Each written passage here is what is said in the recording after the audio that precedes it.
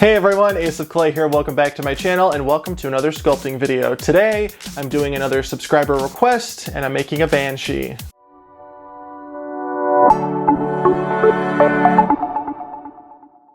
If you're not familiar with a Banshee, it is a female spirit in Irish mythology who heralds death usually by wailing, shrieking, or keening. So I thought this would be a really fun sculpture to do this week just because I can have total creative freedom and I'm not really locked down to any specific design. I do go a more traditional route just because that's just what I like to do for the most part, but I do put my own spin on it and I really hope you like her. So if this sounds good to you, then hit like, hit subscribe, sit back, relax, take your mind off things for a bit, and let's get started. All right, let's make a Banshee. First step, of course, is to create the armature. I'm using aluminum wire. And all of the materials that I use in this video are listed in the description box below, along with my affiliate links if you want to purchase anything. Once I have the bottom half of the dress bulked out, I'm just going to attach the arms with some floral wire. And then we're going to cover everything in some Super Sculpey Ultralight to create a nice base for me to add my final layer of clay.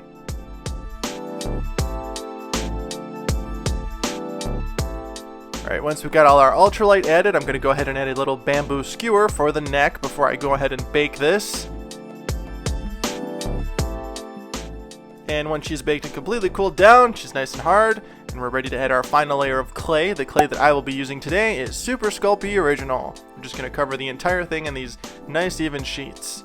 Then once that's covered, let's start the details, my favorite part. Now, as I mentioned in the intro, I want to do a more traditional take on a Banshee. I want to do that sort of floating apparition type of look. And to do this, I want her to just have a ton of tattered cloth all over her. Like, I want her dress to look like it's completely just shredded. And you'll see what I mean when I keep going, obviously. But here I'm just using these snakes of clay that I rolled vertically through my pasta roller, and I tattered the edges, and I'm just adding it to the bottom of her dress and blending the top edge in. I want to create, like I said, a bunch of these tattered layers going up her dress, and then later on we're going to go ahead and add a different kind of clay to do the rest of the fabric. Now, before I get too far with the tattered edges of fabric, I want to go ahead and add some snakes of clay to create folds and wrinkles at the bottom of her dress. It was just looking a little too flat, so we're just going to give it a little more dimension with these little wrinkles here and there.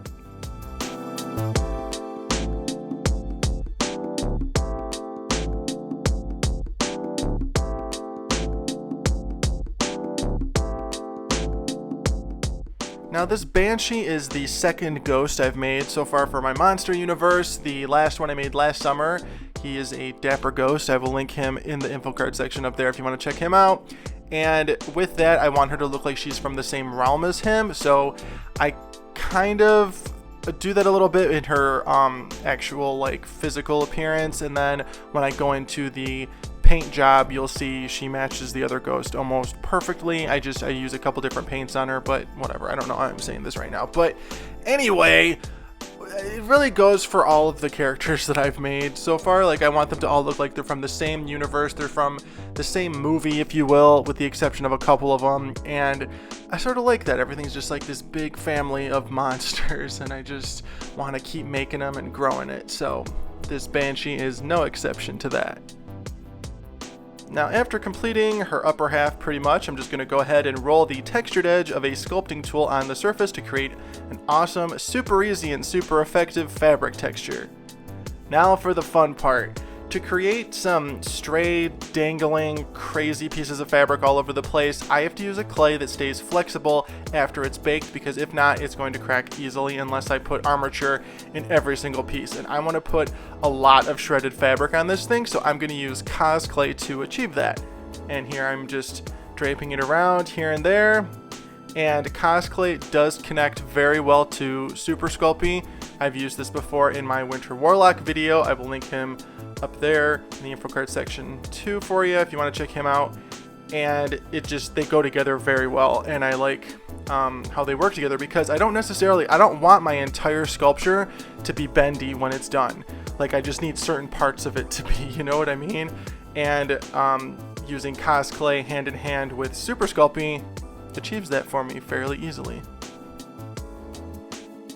And now after adding that tattered fabric and her arms, I'm going ahead and I'm going to sculpt her hands out of some Cos clay. And there you can kind of see the final pose that I want for her. I want her hands to be right next to her face, sort of making these claws while she's screaming.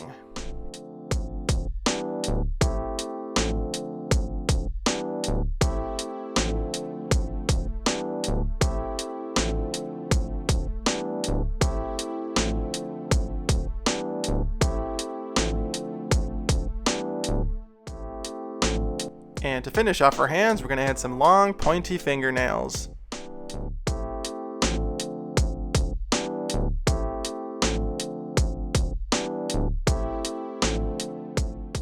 Alright, that's looking pretty good. Let's do the other hand off camera and attach it, and then move on to the sleeves. So of course I'm making these sleeves just like I did the rest of the tattered fabric. They're just larger chunks, and we're just going to layer everything like crazy until I have enough dangly fabric and I like it.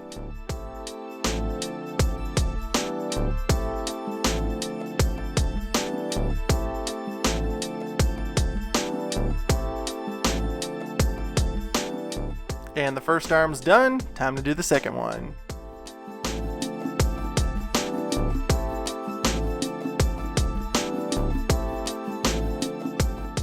And there we go. At this point it could have pretty much been a swamp queen too, but we'll save her for later. And then while that's baking, let's start her head. Of course I want her to have a very angry screaming expression, so I'm going to keep that in mind while we're designing this. I gave her a long sort of pointy chin. Just shaping out her eyes, I added the 2 balls of clay, and I'm using this tool, rocking it back and forth to create the eyes and eyelids at the same time. And once you get the hang of this method, it's super easy and super effective. Then I'm using my spoon tool to blend everything together.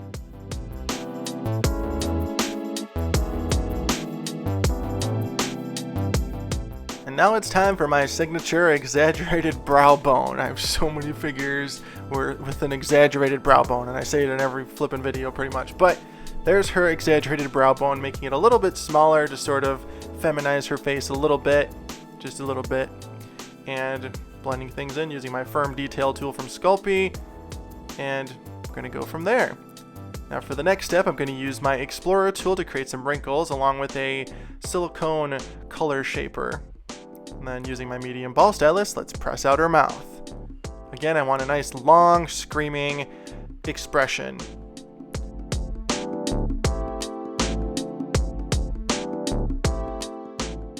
Now let's bring out her cheekbones just a little bit with this little snake of clay.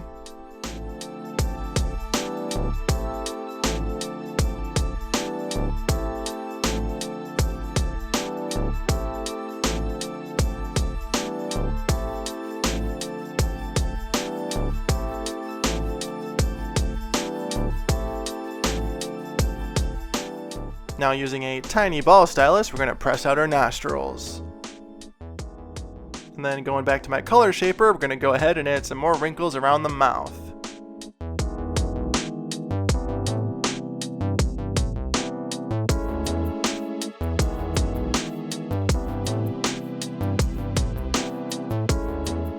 Now time for the ears. If you want a dedicated ear tutorial, check out the video up above in the info card section. Just please excuse my awkwardness. It is a very, very old video.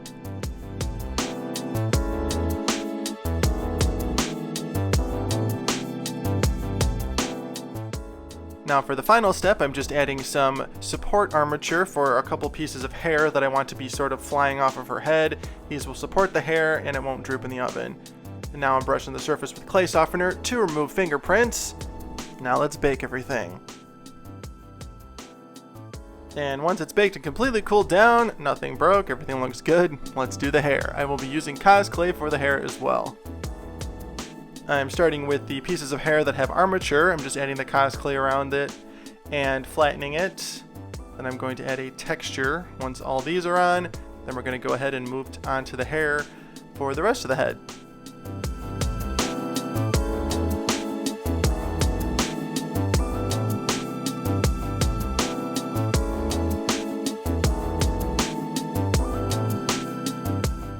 Now I just attached the head with a little bit of bacon bond, and then I filled in the gap between the head and the neck with a little bit of clay as well. Now we're going to go ahead and add the rest of the hair. All of these pieces of hair I sculpted off her head, and then I'm attaching them after they're already shaped out and textured. This is way easier than trying to texture them while they're on her head.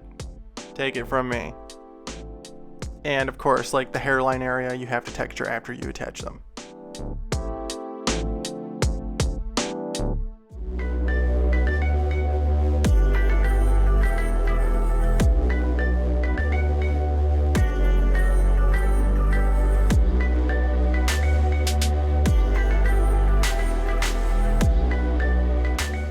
And once all her hair is on and looking pretty good, she's ready for her final bake. And once she's baked and completely cooled down, it's time for paint. All of the paints that I use in this video are Folk Art brand matte acrylics and varnishes. We're just gonna go in with a sort of base primer coat of this nice dull blue color. This is, what is it, Dutch Aqua? Dutch Aqua mixed with titanium white and pure black and a little bit of warm white. We're just going to coat everything.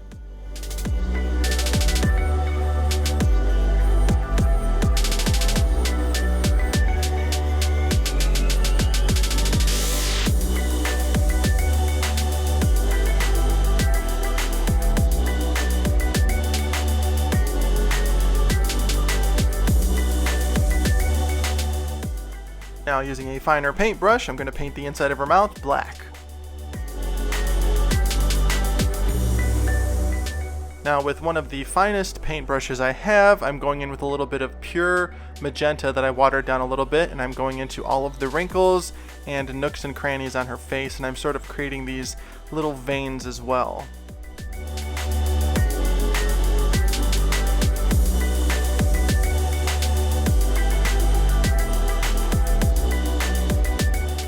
And of course we can't forget the little wrinkles on her fingers.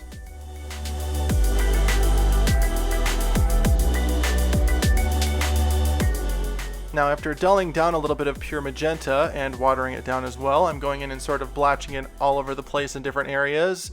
And then I'm doing the same thing with some azure blue. And this is just creating a nice watercolory kind of base for me before I go in with the detail coat. And don't forget, you can always blow dry the paint to speed up the drying process. Now lightening that blue base color with a little more titanium white, I'm taking that and I'm dry brushing it on the surface.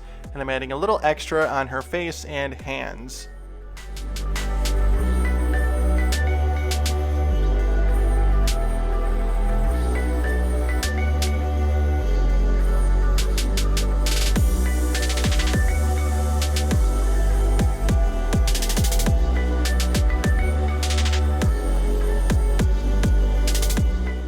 Now for the final step, I'm going to go in with some Folk Art Dragonfly glaze for the first time. I've never used this stuff before.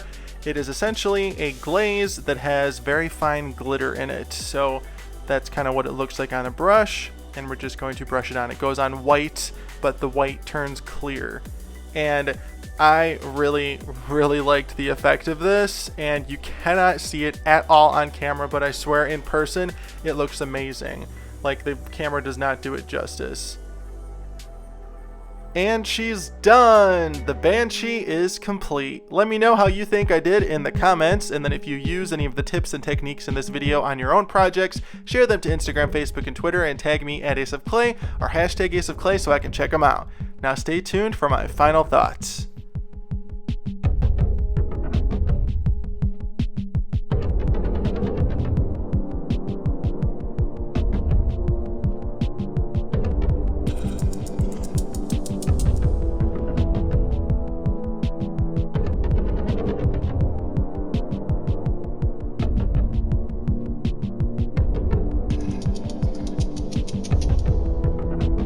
And that's a wrap. I really hope you like my Banshee. I think she came out pretty cool, and I'm definitely getting like Twilight ring wraith vibes. You know when like Frodo puts the ring on in Lord of the Rings and then he sees the ring wraiths and they kind of look like this?